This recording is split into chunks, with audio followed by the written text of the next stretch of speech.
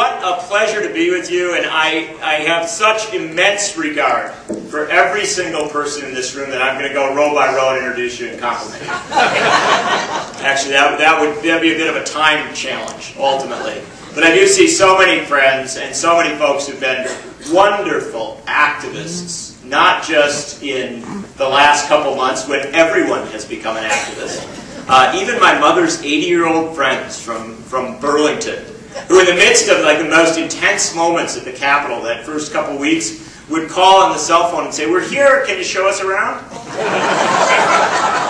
And of course I would.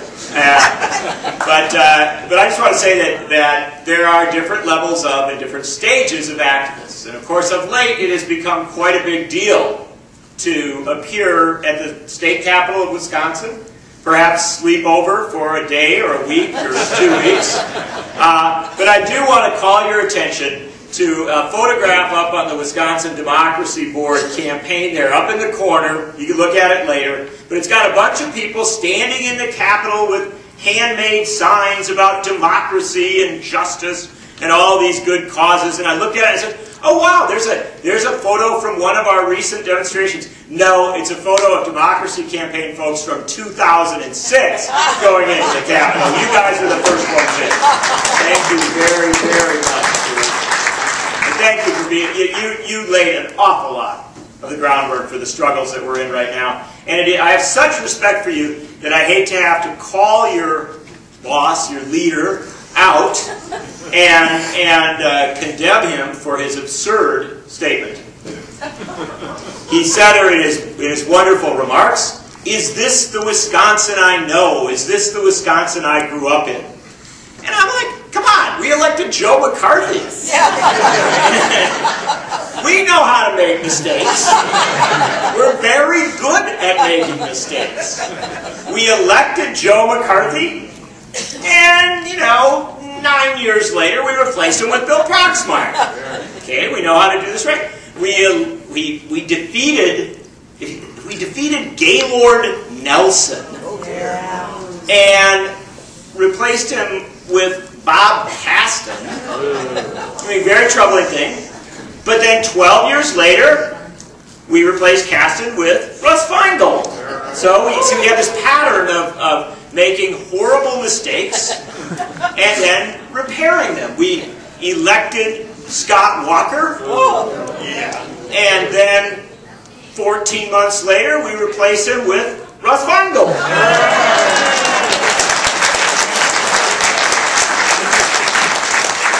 So you see, the pattern works out. It's all, you know, it's just a matter of time and space and continue. So I gotta tell you, I mean, I love Wisconsin so much that I even love the fact that we are imperfect enough to make mistakes. And some whoppers. And some whoppers. I mean, McCarthy definitely, when, you know, I do these speeches to, you know, like Elder Hostel will come or some group of folks from around the country, and I'll give them this fabulous speech about how absolutely perfect Wisconsin is at every turn.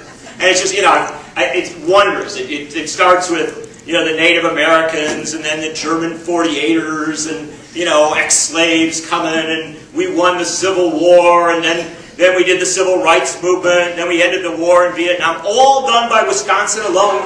You know, all these great things, and then invariably there's one, and it's always a former teacher, a troublesome bunch. And there's always one, and I'm with Walker on that. Let's get it.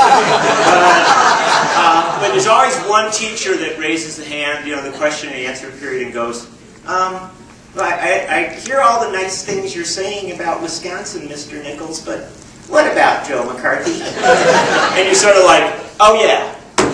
Well, the fact of the matter is that Wisconsin is so perfect, so ideal, that much like if you've ever been to India, you know, people who make certain kinds of pots, they make these pots and they're so exquisitely beautiful, and then they do a little nick at the bottom, right, because they don't want to offend God by doing something more perfect than what God would do. And so I'd like to think that Wisconsin, not wanting to offend the rest of the United States, occasionally makes a horrible error so that we can then, you know, say, well, see, we're not showy, but then of course we quickly correct it. How about Johnson? What? How about Johnson? Senator who? It's funny. It's like the most fascinating thing about Ron Johnson is he said he was going to be different than Russ Feingold, and you thought, well, he'd vote differently. But ironically enough, Feingold did a listening session in every county, all over the state, all the time. Ron Johnson is really different. He has yet to show up. I mean, no one has seen the guy.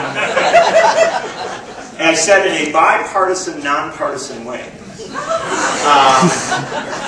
So let's talk a little bit. Before I get into my very thoughtful and immensely useful remarks, let me do two things. Number one, because I'll forget to do this at the end, I'm sure, but tell you that your involvement with the Democracy Campaign is absolutely central to every struggle that matters in Wisconsin. The Democracy Campaign has been out front, engaged, and highly aggressive in the good times and the bad times. And it has been so good at these struggles that it is often attacked. But the fascinating thing is that I have heard Democratic governors and Republican governors grumble about the Democracy Campaign and say, why do these people keep picking on me? And the reason that the Democracy Campaign keeps picking on them is because they do not rise to the level of a Wisconsin elected official, and the Democracy Campaign holds everyone to account, Democrat, Republican, liberal, conservative. If you are not of the quality that Wisconsin demands, then the Democracy Campaign calls you out. It is an absolutely essential organization. Thank you so much for your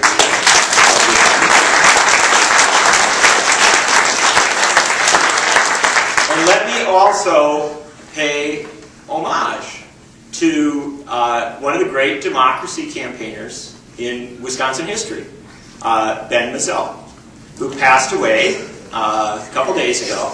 And anybody who doesn't, many of you probably voted for Ben for something. But Ben Mazzell was our great campaigner in Wisconsin for the reform of marijuana laws and drug laws in general. Some have suggested that Ben might even have tried some of the substances that he wanted to legalize. That level of commitment. And some people make fun of Ben, or made fun of him, because he was a very over-the-top, flamboyant guy. He had come up in the hippie movements of the 1960s. At the age of 16, he came to the University of Wisconsin. Brilliant kid from New Jersey. And like so many brilliant East Coasters, ruined by the University of Wisconsin. Got kicked out. And after being kicked out of UW, went down to Miami for the 1972 Republican National Convention, where he and the other yippies protested outside and caused so much trouble that before he reached the age of 18, Ben was the youngest person on one of the Nixon White House envelopes. So quite a remarkable start right there. And the fact of the matter is that throughout his life, Ben Mazzell enjoyed nothing more than causing a lot of ruckus. And that ruckus evolved from sort of a freelance confrontation of everybody and everything toward a passionate defense of civil rights and civil liberties. And the fact of the matter is that Ben Mazzell used a lot of humor, which I would recommend, even for the Democracy Campaign. He used a lot of humor to highlight the folly of our most corrupt and most disappointing leaders. In 1990, he ran for governor of Wisconsin in the Republican primary and made 52 appearances in the nude, with a very appropriately placed photo of Tommy Thompson. Now, many people would not see that as classic democracy campaigning, and yet the fact of the matter is that even Tommy came to ultimately recognize that for all the humor, he had to take this guy seriously.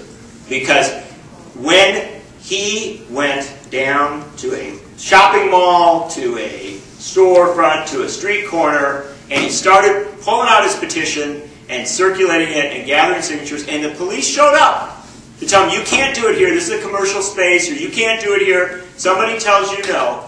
It was Ben Mazzell again and again and again who fought in the local courts, in the state courts, and up into the federal courts to open up those streets, to clear the way for people to practice politics in every space in this city, this state, and this country.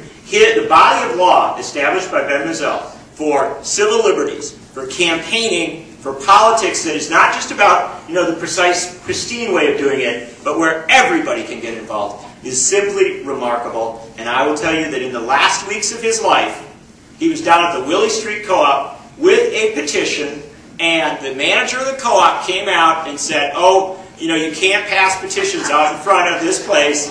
And Ben Mizell said, well, why don't you call the cops?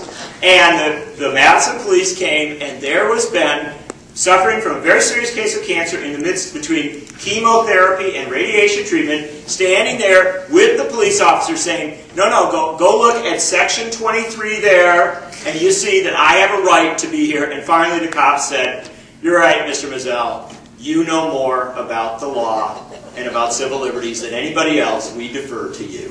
And his last public appearance was in the middle of the rotunda of the Capitol with a sign that read, "This is a test of the emergency free speech system."